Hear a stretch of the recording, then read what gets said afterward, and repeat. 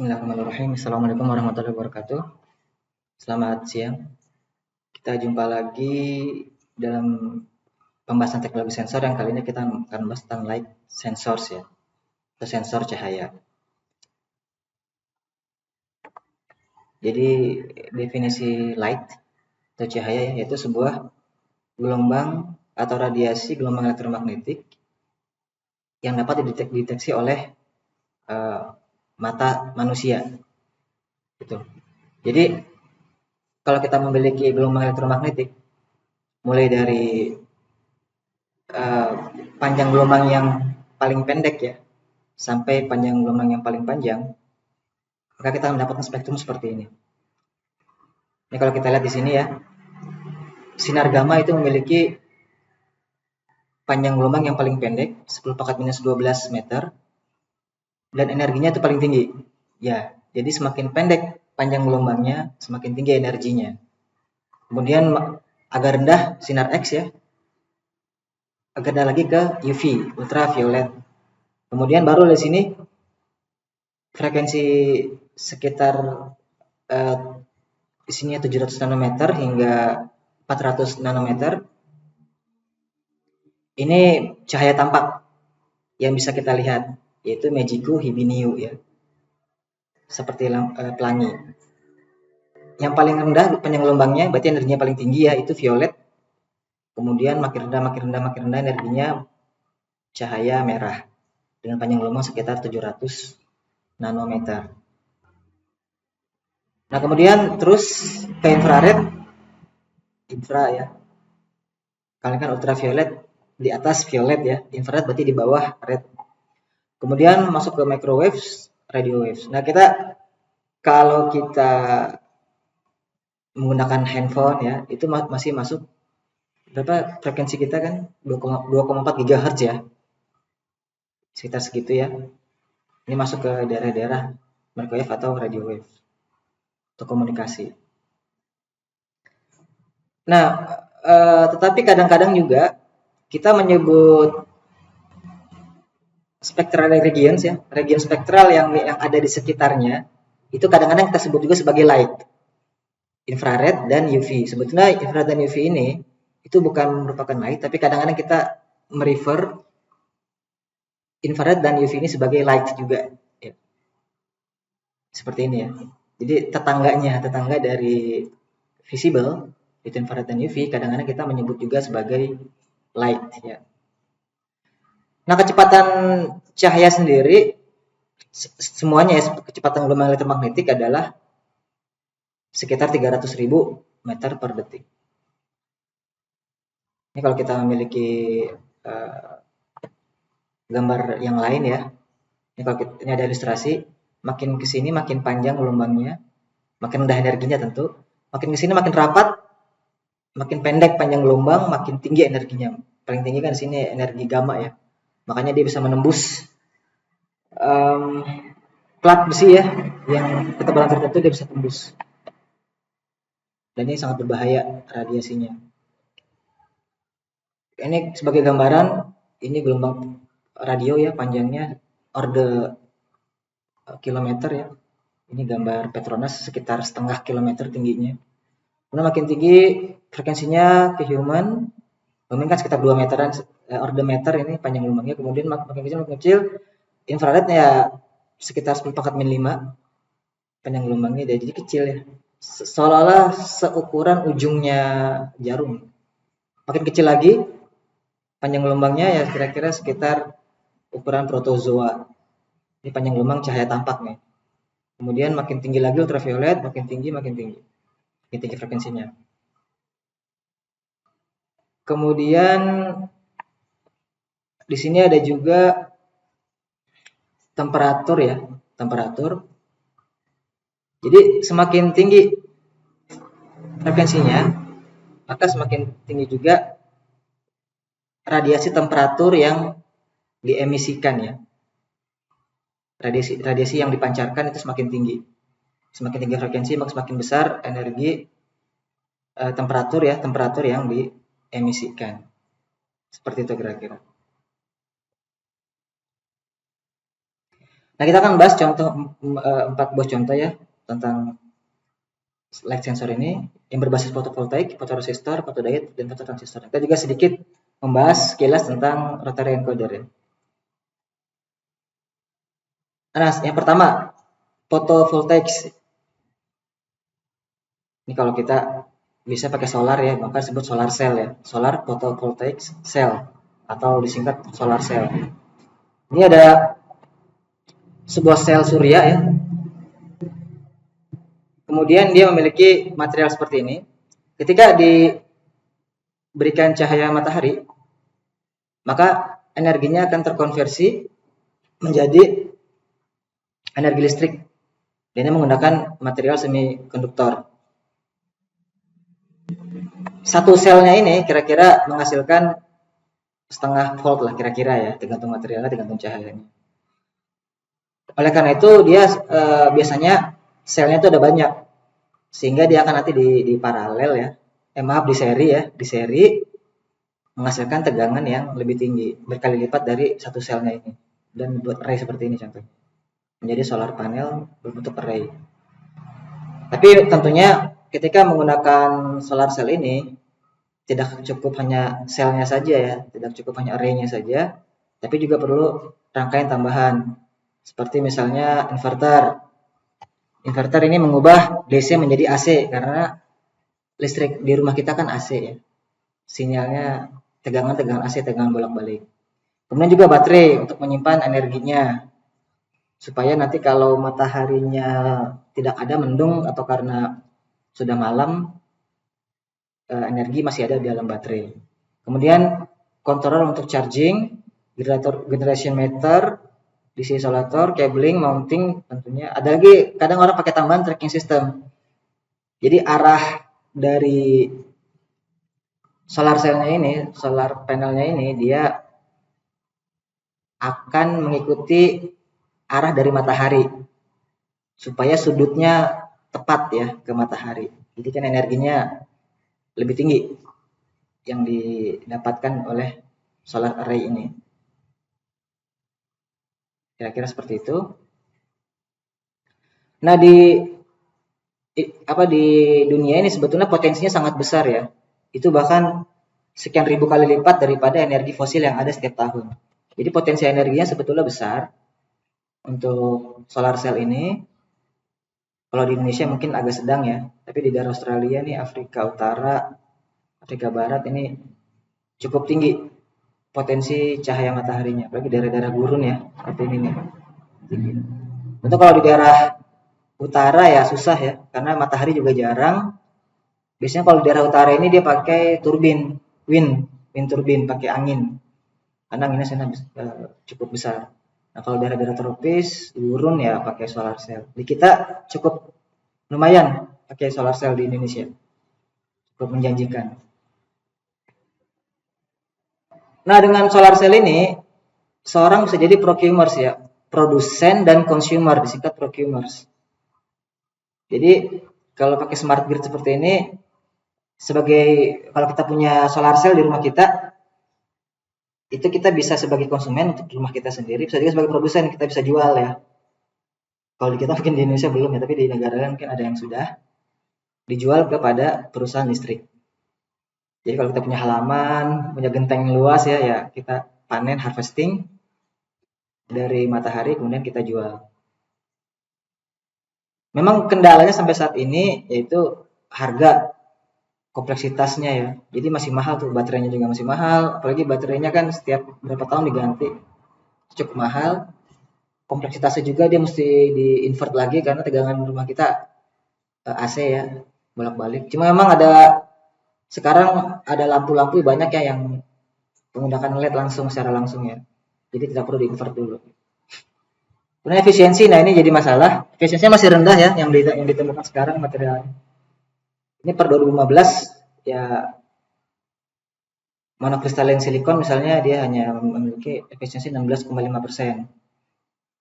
Dan ini risetnya makin kesini makin bagus masalah efisiensi ini. Nah kan yang cukup maju di Jerman sama di Cina ya tentang solar cell ini risetnya. Ini materialnya berbagai jenis material. Oke. Itu yang pertama, fotovoltaik ya.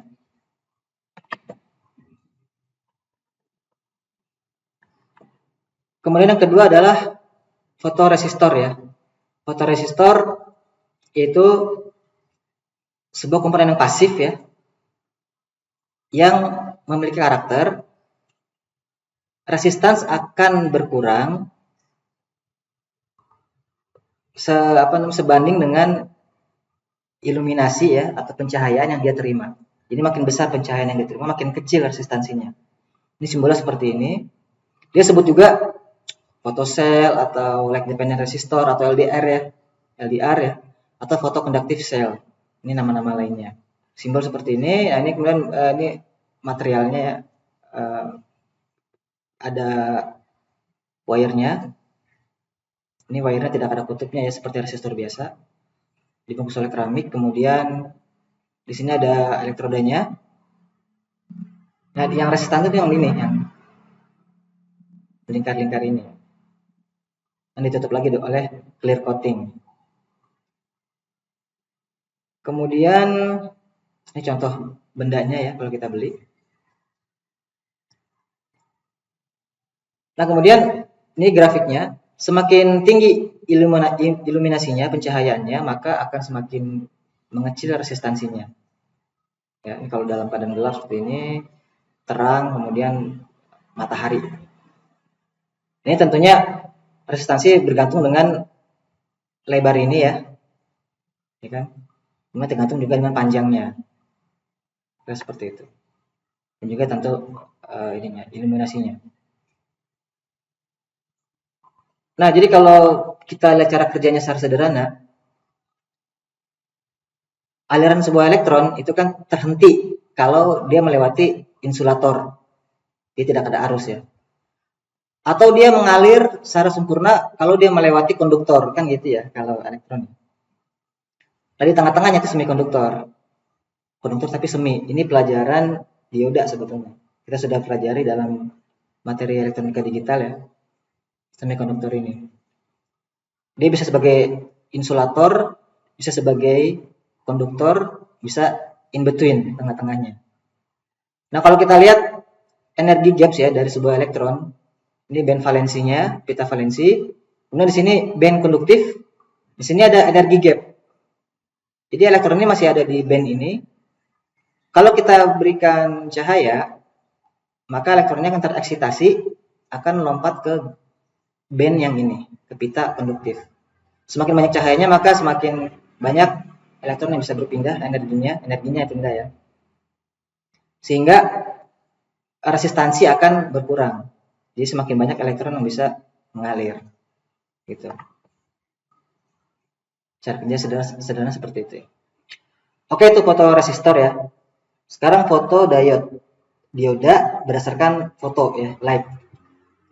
Jadi merupakan PN junction semiconductor ya, seperti dioda biasa yang dapat mengkonversi light menjadi electrical current. Ini contoh gambarnya ya, produknya kalau kita beli. Dan ini diagramnya. Ini simbolnya. Fotodioda.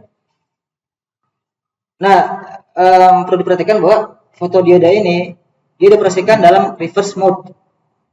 Jadi dibalik ya, bukan seperti kita pakai dioda biasa. Jadi dia dioperasikan dalam reverse mode. Seperti Zener pun juga sama ya, dalam reverse mode. Dioda Zener. Nah, seperti ini simbolnya.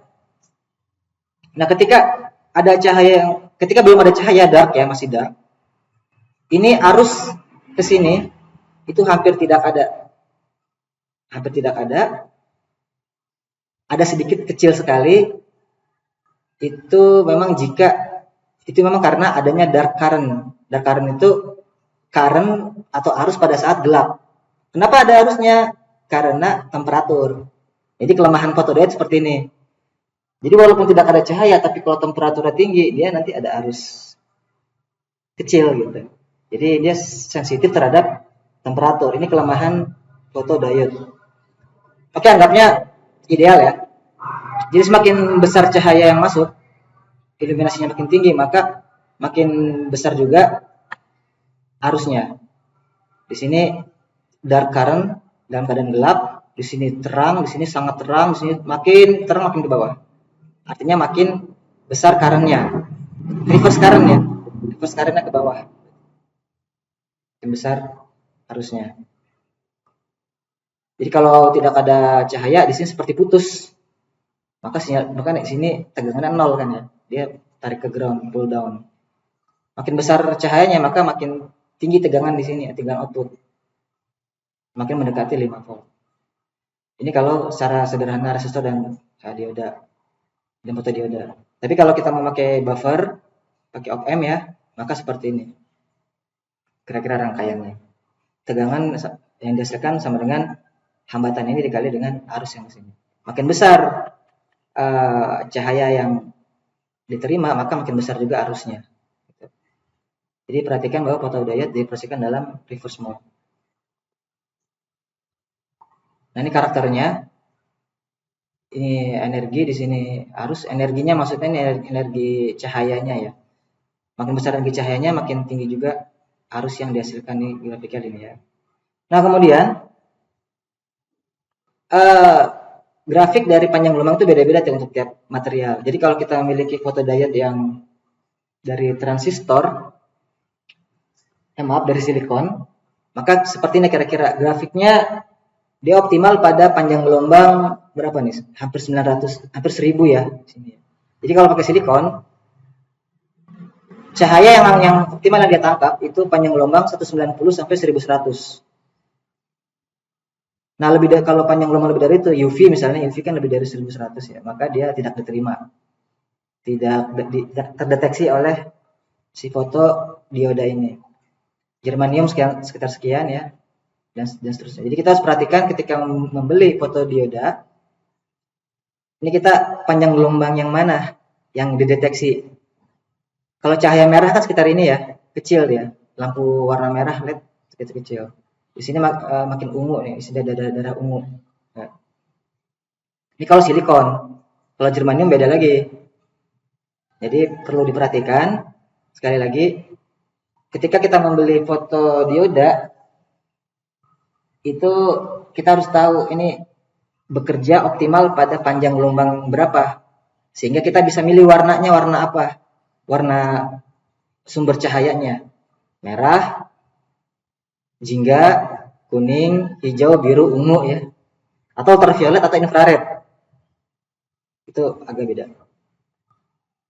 Oke, itu fotodioda. Kemudian fototransistor, itu transistor yang sensitif terhadap cahaya, gitu. Mirip dengan dioda tadi. Dia ada NPN, ada PNP.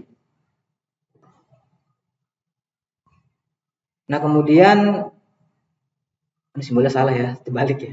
Ini panah terbalik nih. Jadi dia ada NPN, ada PNP. Nanti cari simbolnya. Nah, kemudian kita nih ada seperti ini bentuknya ya. Seperti ini. Contoh produknya seperti ini juga ada. Nah, bedanya dengan transistor biasa ya sebetulnya sama aja. Cuma hanya saja base-nya ini kan ada kolektor, base, emitter ya. Emitternya di sini, kolektornya di sini. Nah, base-nya ini berdasarkan radiasi cahaya. Makin tinggi radiasi cahayanya, maka arus yang dihasilkan akan semakin tinggi juga. Ini grafiknya ya. Ini kalau cahayanya 10 mW per cm square, ini kalau 20, 30, 40. Nah, ada sebuah percobaan ini kita bandingkan. Tadi kita sudah bahas kan fotodioda, fototransistor, fotoresistor. Dia membandingkan antara fotodiode, cara memasang seperti ini, kemudian fototransistor, kemudian foto ini resistor. Dibandingkan dengan menggunakan osiloskop ya, dengan sumber cahaya yang sama. Jadi sumber cahaya itu merupakan LED warna putih, dibuat kelap-kelip oleh dia, lalu diterima oleh 3 device ini. Nah, kalau kita perhatikan ini yang warna hijau, maaf ya, sebenarnya kuning ini ya, kuning nih ya, yang ini kuning sebenarnya. Ini yang kuning ini foto diode. Yang light blue ini foto transistor. Yang purple ungu ini foto resistor. Jadi perhatikan ketika dia naik, responnya tuh lebih cepat foto yang ini ya, yang kuning ya. Foto diode paling cepat ini, foto diode. Kemudian yang kedua, foto transistor. Yang paling lambat ini fotoresistor ya. Fotoresistor ini belum naik-naik. Dan ketika turun pun sama. Ketika turun di sini, turun ya. Ini fotoresistor juga lama turunnya. Kalau foto diode ini paling cepat. Yang kuning paling cepat, dia langsung turun. Kemudian foto transistor di tengah-tengah, dia lebih cepat daripada resistor, lebih lambat daripada dioda. Jadi dapat disimpulkan secara frekuensi itu aplikasi yang frekuensi tinggi itu lebih cocok menggunakan foto diode dibandingkan dengan foto transistor atau bahkan foto resistor. Jadi jangan menggunakan foto resistor sebagai untuk aplikasi yang frekuensi tinggi ya. Seperti itu kira-kira.